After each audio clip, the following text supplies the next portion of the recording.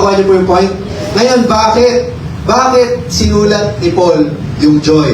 Because speaking of peace, isa sa mga problema ngayon na kinakaharap ng tao, okay, is that we are living in the new sickness. Ang tawag ko, stress. Would you agree? Yes. Would you agree? Yes. Yung iba ho, ang lakas-lakas ng katawan. Diba? Pero pag ito tumama sa'yo, kahit wala kang sakit, magkakasakit ka.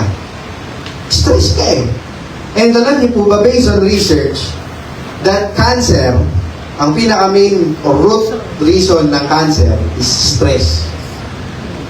Even heart problem, sakit sa puso, stress yan. Okay? Nasa statistic yan, no? Hindi kumuga science, hindi lang biblical tayo dito.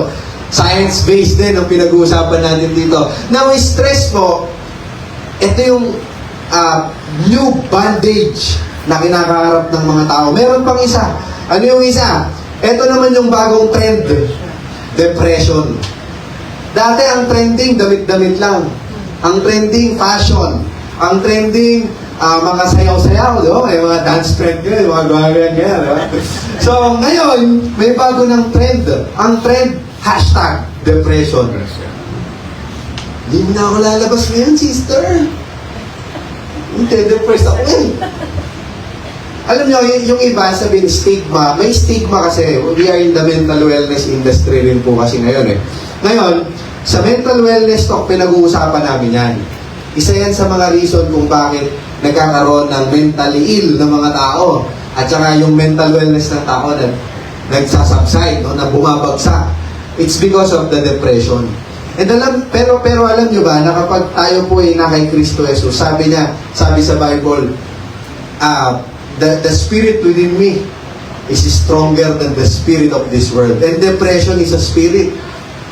Ngayon, alam nyo po, ang pinaka-root cause ng depression, ungratefulness.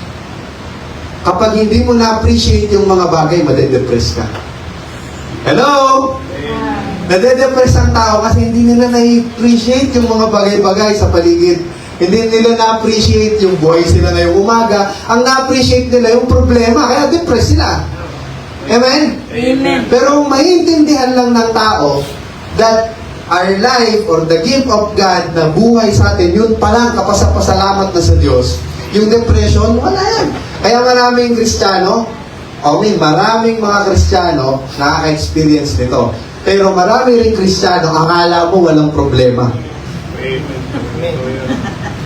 Akala mo, ngiti-ngiti lang, tawa-tawa lang, pero yun yung advantage nating mga Kristiyano. Bakit? Kasi we are grateful enough sa ating Diyos dahil alam natin may gagawin siya sa buhay natin. Amen? Palapahan natin ang ating Diyos. Meron pa kung isa, no? Meron tayong tinatawag na, ano yung una kanina? Stress. Okay, sorry. Meron tayong depression. And then ito naman yung isa, the new enemy. Anxiety. Kaya wag nyo nang piniplay yung yung kanta na diba?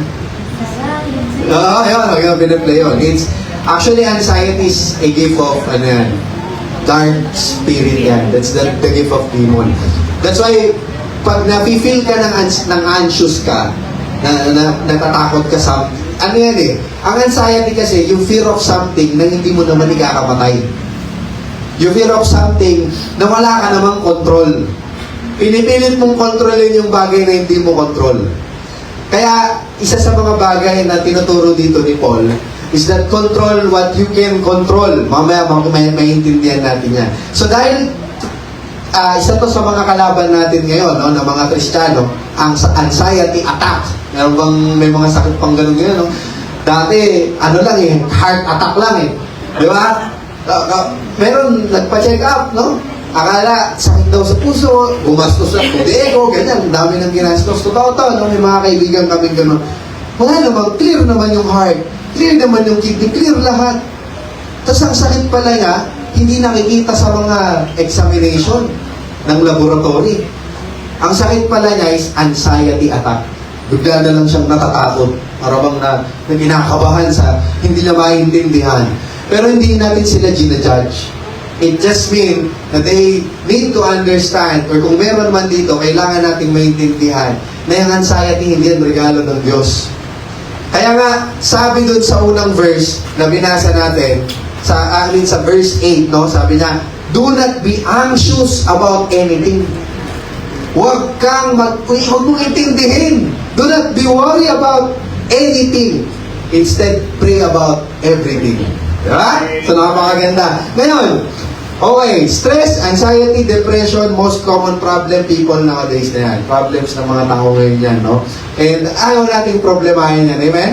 At kung meron man hindi natin maiwasan. Anyway, hindi po natin maiwasan. Nagkakaroon tayo ng mga na-experience natin yung mga yan. Minsan, natatalo tayo eh. Pero ang pinakamaganda sa lahat, alam natin yung solution. At ang solution po, walang iba kung hindi